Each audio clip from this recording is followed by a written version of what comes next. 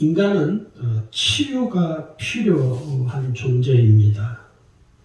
왜냐하면 인간이 죄를 범하여 타락함으로써 모든 것이 파괴되었기 때문이죠. 인간성도 파괴되었고 자연계도 파괴되었고 인간이 살아가는 모든 범주 안에 있는 모든 것들이 다 파괴되어 버렸습니다. 그래서 그 중심의 인간은 항상 그 파괴된 그 삶 속에서 살아갈 수밖에 없는 것이죠. 그래서 이 치유라는 것은요, 하나님의 특별한 은총입니다. 단순히 질병만을 치유하는 것을 의미하는 것이 아니라 전삼적으로, 전인적으로 치유를 받아야 한다 하는 문제입니다.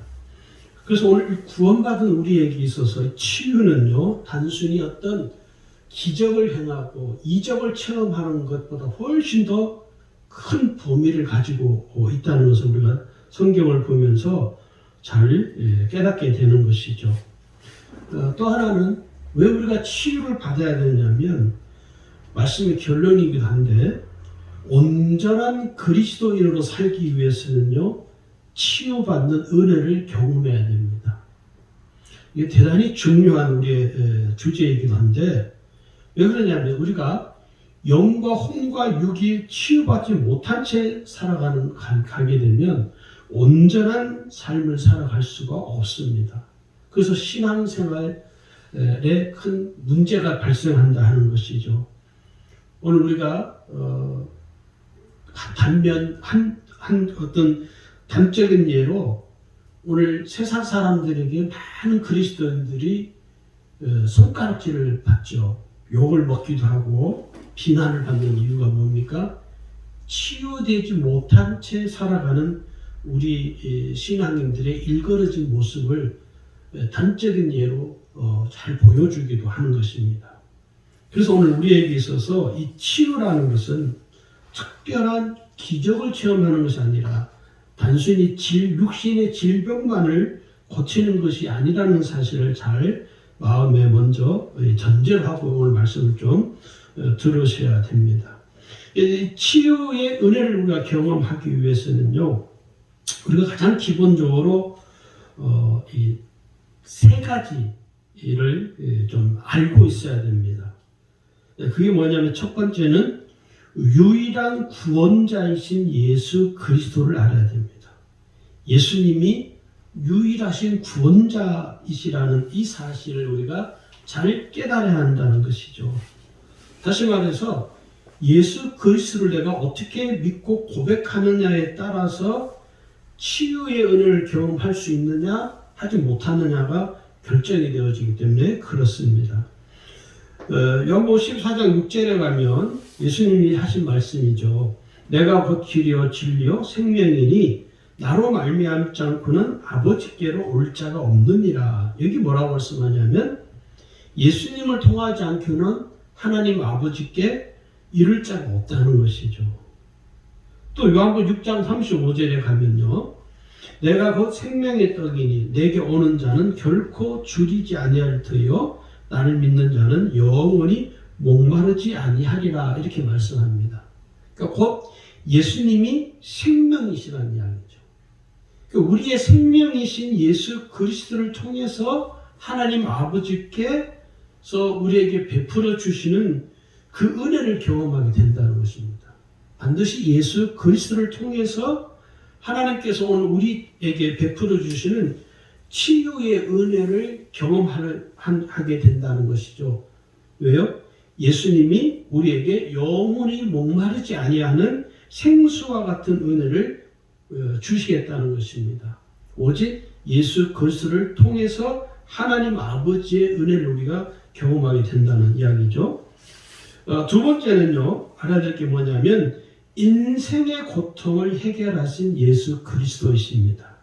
아담이 범죄함으로 말미암아 전 인류의 고통을 낳게 했죠. 전 인류가 이제는 그 죄의 고통을 반드시 겪게 됩니다. 그래서 인간은 태어나면서부터 죄를 가지고 태어나죠. 인간은 본래 태어날 때 죄인으로 태어나서 죄인으로 살다가 죄의 얽매여서 죄에 이끌려 살아가다가 결국은 그 죄 때문에 멸망에 이르게 된다라고 성경은 우리에게 말씀을 하고 계시는 것을 보면 이 죄가 얼마나 끔찍하고 심각한지를 우리에게 말하는 것이죠. 왜냐하면 죄인으로 태어나서 죄에 얽매여 살다가 결국은 그 죄 때문에 멸망에 이르게 사망에 이르게 된다라고 경고하고 있기 때문에 죄가 얼마나 끔찍한가를 우리 자신이 알 수가 있는 것입니다. 그래서 이 모든 인간은요, 죄인으로 살다가 그 죄로 인해서 인생의 고통을 겪는 것이죠. 늙는 사람이 태어나서 이렇게 연수가 지나갈수록 그 육신이 어떻습니까? 쇠해지는 것이죠. 그리고 또 어떤 경우는 거의 대부분은 병으로 질병을 고통을 통해서 생명이 다하기도 하고 이런 모든 것들이 인생의 고통이라는 것이죠. 그런데 오늘 예수님이 오셔서 그 인생의 고통을 해결하셨습니다. 로마서 5장 19절에 보니까요. 한 사람의 순종치 아니함으로 많은 사람이 죄인 된 것 같이 한 사람의 순종하심으로 많은 사람이 의인이 되리라. 순종치 아니하니까 아담을 이야기하고 한 사람의 순종하심으로 많은 사람이 의인이 됐다. 이 순종하는 분은 예수 그리스도를 말씀하는 거죠. 그래서 그 예수님이 오늘 자기 몸을 우리의 죄를 대속하기 위해서 우리에게 예수님 자신의 몸을 주신 것이죠. 그를 대속 제물이라고 합니다. 예수님이 단번에 죽으심으로 말미암아 우리의 죄를 속량해 주신 것이죠.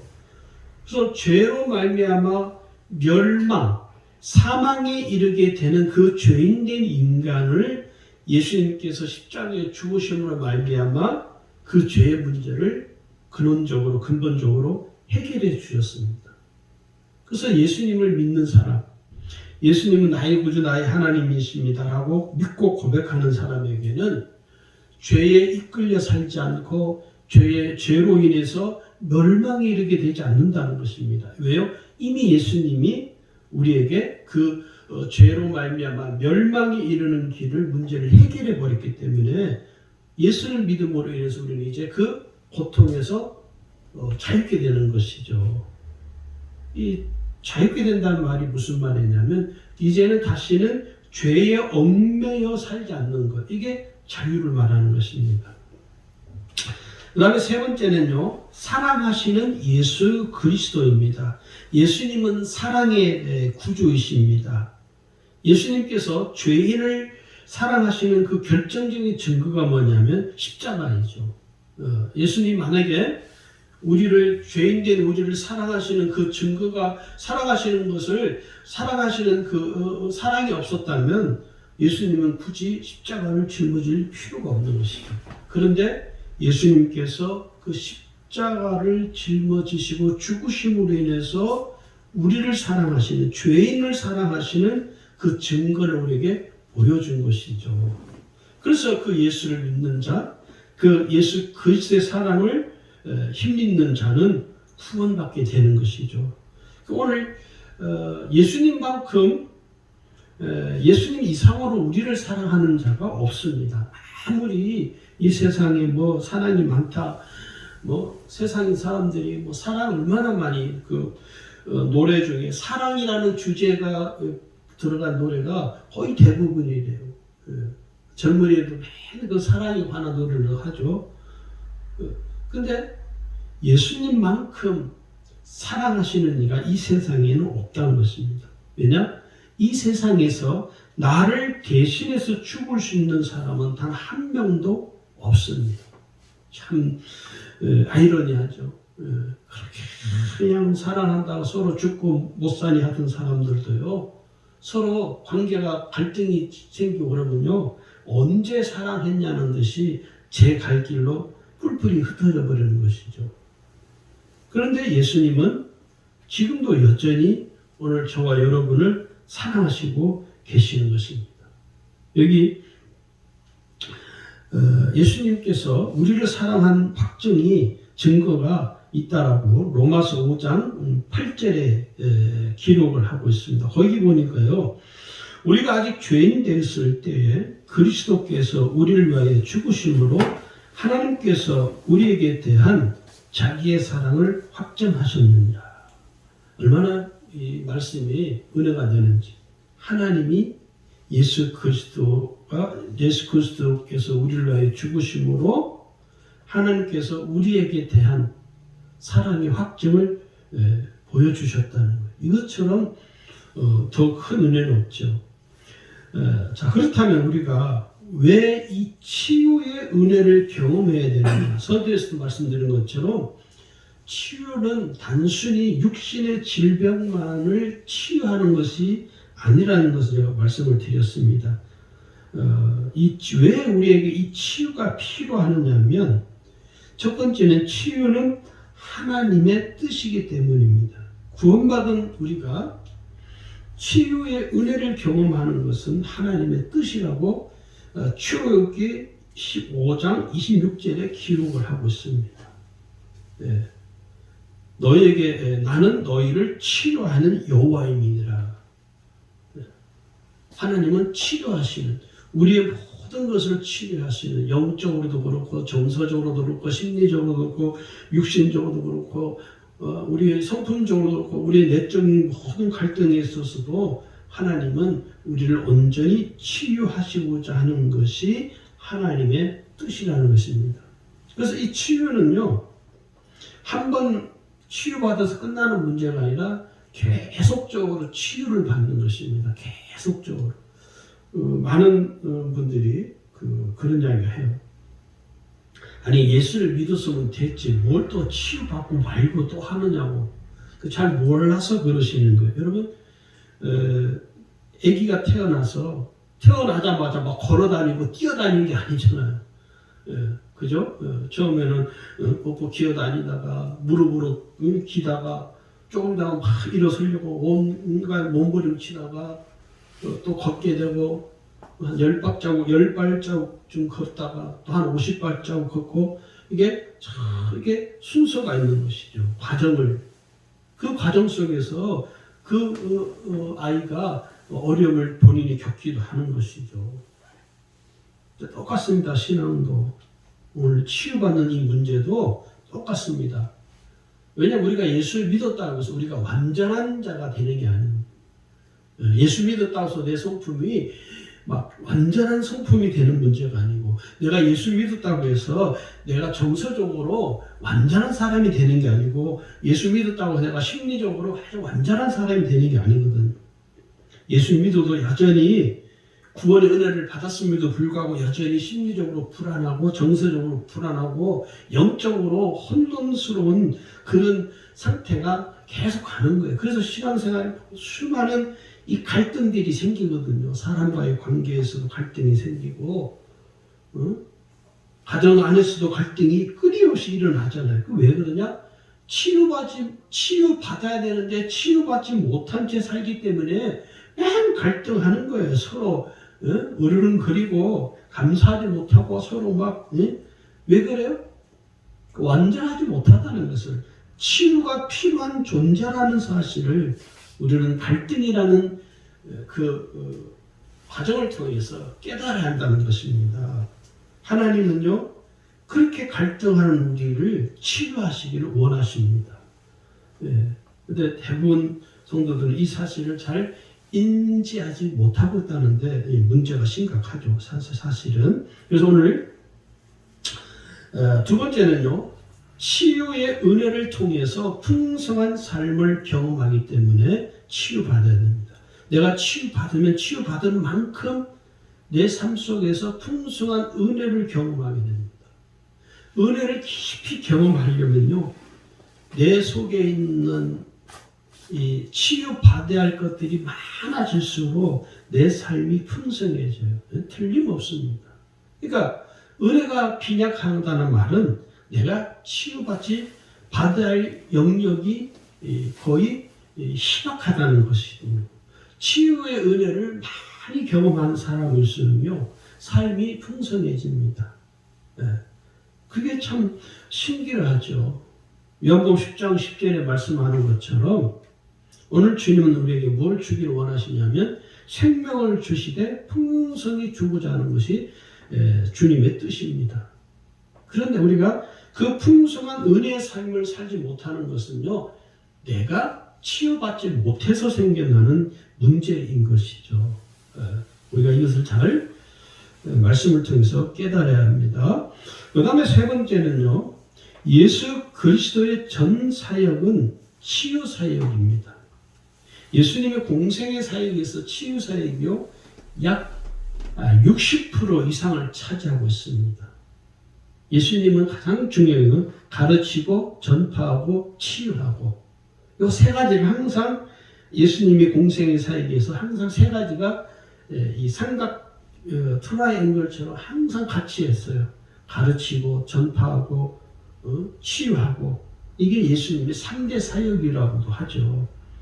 그 3대 사역 중에 가장 많은 부분을 차지했던 부분이 뭐냐면 치유였습니다.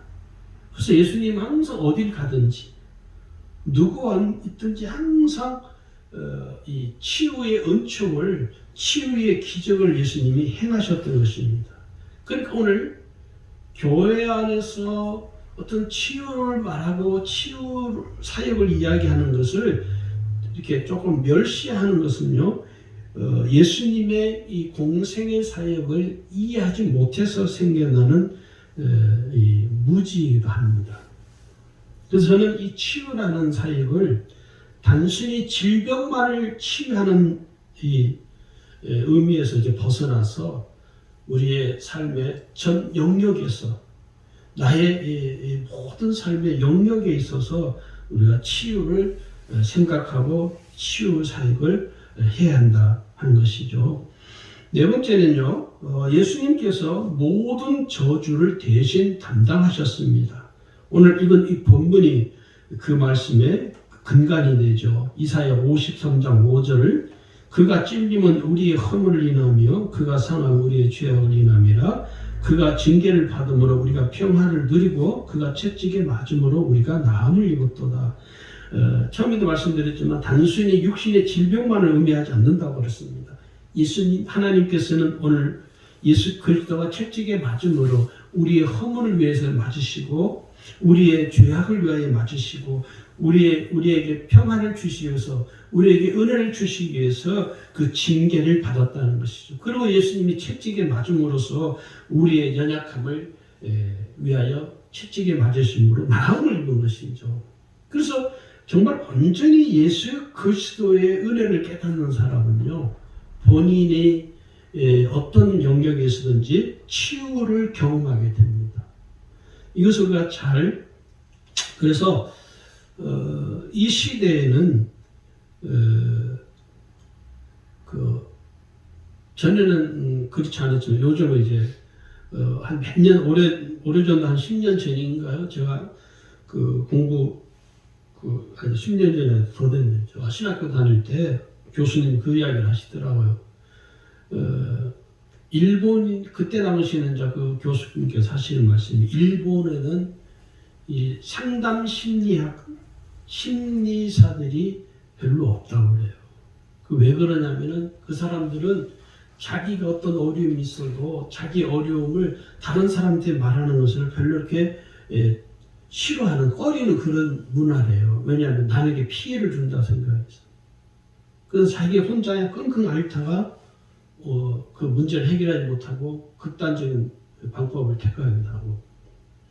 그래서 그 교수님이 하시는 말씀이, 저희들 우리들한테 맞아요. 여기 여러분 혹시 상담 심리에 관심 있는 사람들은 한국에서 이렇게 하지 말고 상담 심리에서 자격증을 따가지고 일본으로 가라고. 일본에 가면 상담 심리학 앞으로 심리사들이 돈 엄청나게 많이 벌 것이다. 그런데 그 교수님 말이 맞아요. 지금요, 일본에서는요, 이 상담 심리 치료 과정이 아주 인기가 폭발적이라요. 한번 그 심리 치료 받는데도 돈이 엄청 비싸대요. 그때 내가 일본을 갔었어야 했는데. 뭐 그런 이야기 들으면서 아 그럴 수 있겠구나 그렇게 가겠구나. 근데 일본만 그런 것이 아니라 지금 우리나라도 사실 심각하죠. 예, 모든 대부분 사람들이 자기 문제가 무엇인지도 잘 인지하지 못하는 이렇게 지금 우리 이 사회에서 돌아가는 일들을 보면요 그런 일들이 너무 많죠. 이상한 사람 이게 정서적으로 심리적으로 정신적으로 문제가 있는 거거든요. 아니 지나가는데 누가 봐서 사람을 뒤통수를 때리고 도망가고 또 이렇게 차 운전하는데 자기가 잘못해놓고 얼마 전에 나왔잖아요. 차를 도로 한가운데다 주차해놓고 짐 싣고 있는데 다른 차가 그래서 차를 빼달라고 했더니 와서 그냥 쌍욕하고 그냥 온갖 폭언을 다 풀고 그게 뭐냐면 그게 정서적으로 아주 불안한 사람들이죠. 정서적으로 이게 정상적인 사람들이 아니라는 그런 우리나라가 그런 이 사회적인 이슈들이 다 보면요 심리적으로 정서적으로 치유받지 못한 사람들의 벌이는 행태인 것이죠. 이걸 우리가 잘 봐야 됩니다. 그런데 예수 믿는 사람들도 그런 경우가 많죠. 교회 안에서 다툼이 생기면 막 처음에는 그렇게 얌전해 보이던 사람이 갑자기 막 분노를 일으키면서 화를 내면서 대적하고 그게 왜 그러냐면 그 자신이 치유받지 못한 채 신앙생활을 하기 때문에 그런 이 형태들을 보이고 있다는 것이죠. 오늘 성경을 잘 보면은 성경에는 예수님께서 베풀어 주시는 이 치유의 은혜를 경험한 사람들이 아주 많습니다. 그 대표적인 예로 들어서 한 몇 사람만 소개하자면 우리가 잘 아는 여인이죠. 사마리아 여인이죠. 이 사마리 여인은요 자존감이 완전히 무너진 사람입니다. 낮은 자존감 정도가 아니라 완전히 땅속으로 꺼져버린 상태에 있는 여인이죠. 동네 사람들하고도 전혀 왕래하지 않고 사람들과 전혀 교류가 없는 것이죠. 혼자 그냥 외롭게 처절하게 고통스럽게 고독하게 사는 그런 여인이었습니다. 그런데 이 여인이 예수님을 만나고 예수님을 통해서 치유됩니다. 성경에는 구체적으로 뭐 그 여인이 어디가 치유받아 이렇게 말하진 않지만 요한복음 4장 1절에 42절을 잘 면밀히 이렇게 분석을 해보면 이 여인이 자기의 문제에 빠져서 자기 자신이 자존감이 완전히 그냥 그 땅속으로 꺼져버린 그 여인의 심령에 예수님이 오셔서 그 여인을 만나주고 그 유대인이시잖아요 예수님은요. 그런데 이 사마리아 여인과 유대인은 서로 상종하지 않거든요. 서로 적대시하는 관계인데 예수님이 자기를 적대시하지 않고 오히려 다가와서 대화를 청하는 거예요. 오히려 자기에게 도움을 요청하는 거예요. 그러니 이 여인의 입장에서는 어떻게 이런 일일 수 있나? 어떻게 이런 일이 일어날 수 있는가? 그러면서 이 여인이 사실은 제가 메시아를 기다립니다. 예수님 내가 그가. 이 여인이 예수님이 자기가 소원하고 사모하던 그 메시아인 것을 알고는요. 완전히 사람이 새롭게 변화되어 있습니다. 땅바닥에 땅속에 처박혔던 자존감이요. 다시 회복이 되어지고 자존감이 높은 사람을 회복되는 게 어떠냐면 동네에 가서 동네 사람들과 이제는 꺼리낌이 없이 자존감이 땅속에 처박혔을 때는 동네 사람들 얼굴도 볼 수도 없고 그들과 함께 대화도 할 수 없는 그런 지경에 있던 여인인데 물동이를 버려두고 동네 사람들이 가서 외치는 첫마디가 뭐냐면 야 내가 만난 예수를 와봐라. 그러니까 동네 사람들이 뭐 저런 게 다 있나 이렇게 무시할 수도 있잖아요. 근데 이 여인은 전혀 개의치 않고 내가 예수를 만났다. 와봐라. 내가 만난 예수 와서 너희가 한번 봐라. 그 동네 사람들을 예수님께 인도해야 하는 것이죠. 이게 뭡니까? 치유받은 여인의 모습이라는 것입니다. 이게 치유가 되어지면요. 우리의 삶 자체가 나의 인격도 그렇고 정서적인 면도 그렇고 심리적인 면도 그렇고 내적인 면도 그렇고 다 치유가 되어지면요 삶이 완전히 새롭게 변하는 것입니다. 이게 완전한 치유라는 것이죠. 두 번째는 이제 요한복음 5장에 보면 38년 된 병자의 스토리가 있습니다. 이 38년 된 병자에게는 어떤 사람도 가까이 하지 않습니다. 왜 그러냐면 자기가 38년 동안 연못가에 누워 있었는데 어느 누구도 그 사람을 이렇게 들어가지고 그 연못에 넣어주는 리가 없다는 말은 무슨 말입니까? 고독하게 혼자 외롭게 쓸쓸히 죽을 날만 기다리고 있는 거죠. 요즘 고독사도 참 많다고 그러잖아요. 노인만 고독사 있는 게 아니라 젊은 사람들도 고독사로 죽어간대요. 그러니까 38년 된 병자는요 이제 고독사를 기다리는 사람과 같은 이 삶인 것이죠. 얼마나 외롭고 쓸쓸한 삶입니까? 자기를 조금만 들어서 연못에만 넣어주면 좋은데 그걸 해주시는 사람이 단 한 명도 없었다는 건요. 이 사람에게서는요 그것도 1년도 아니고 38년 동안 그렇게 살아온 것이죠. 그러니까 자기 주위에 있는 사람들에게 완전히 소외되어진, 완전히 방치되어진 정말 쓸쓸한 그의 삶을 우리가 엿볼 수가 있는 것입니다. 그런데 예수님이 그에게 나타나셔서 예수님이 묻잖아요. 그러니까 이 사람이 뭐냐면 누가 나를 저 못에 넣어줄 사람이 없어 내가 지금 여기에 이렇게 계속 있습니다. 예수님이 뭐랍니까? 그래 네 일어났어. 아니 지금 누워있는 사람 병들어서 한 발짝도 움직일 수 없는 그 사람에게 예수님이 뭐냐면 일어나 내 자리 들고 걸어가라. 간단하죠? 한마디 아주 짧은 한마디 한 문장이죠. 문장은 아주 짧은 문장. 일어나 내 자리를 들고 걸어가라. 근데 어떤 일이 일어났습니까? 그 사람이 자리를 들고 걸어갔다는 거예요. 응? 이 사람에게서도 아주 놀라운 은혜는 뭐냐? 아무도 자기에게 와서 말을 거는 이도 없고 아무도 와서 자기를 들어서 옮겨준 사람 없는데 예수님이 38년 만에 처음 보는 것 같아요. 아마 예수님이 오셔서 말을 걸고 그 사람에게 일어나 자리를 들고 걸어가라 말하니 이 사람이 예수님 말씀하신 대로 그렇게 했죠. 그때 어떻습니까? 걷게 되는 거죠. 치유받은 것이죠. 그러니까 단순히 육신의 질병만을 치유받은 것이 아니라요. 이 사람은 전인격적으로 전인적인 치유가 일어난 것입니다. 오늘 우리는요.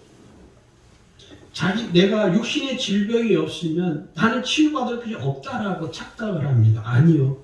여기 설교하는 저도 지금도 치유받아야 할 연약한 존재랍니다. 내가 치유받을 영역이 아직도 많아요. 그런데 오늘 많은 그리스도인들이 참 교만한 게 뭐냐면 자기는 치유받을 게 없다는 거예요. 참 안타까운 것이죠. 내가 치유받을 게 아니라 당신이 치유받는다. 오히려 다른 사람을 향하여 자기가 치유받아야 될 사람인데도 불구하고 깨닫지를 못하니까 오늘 12년 동안 혈류증을 앓는 여인도 마찬가지고요.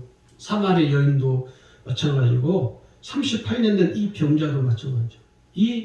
이들의 특징이 뭐냐면 아무도 알아주는 이가 없고 아무도 그 고통을 이해해 주는 이가 없었다는 거예요.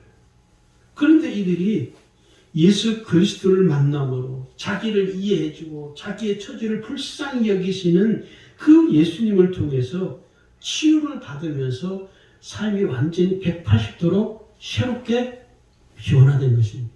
오늘 저와 여러분에게도요. 이 사람들처럼 새롭게 변화되어지는 삶이 필요합니다. 그러려면요. 내가 먼저 치유가 필요한 사람이라는 것을 우리 스스로가 자기 자신이 인정하고 깨달아야 됩니다. 내가 왜 고통을 당하는지 모른 채 사는 것은 어리석은 삶이에요. 내가 왜 삶의 고통을 내가 이렇게 당해야 되지? 그것은요. 내가 치유받아야 할 연약한 존재라는 사실을 깨닫는 순간 내게서 치유가 일어나는 것입니다.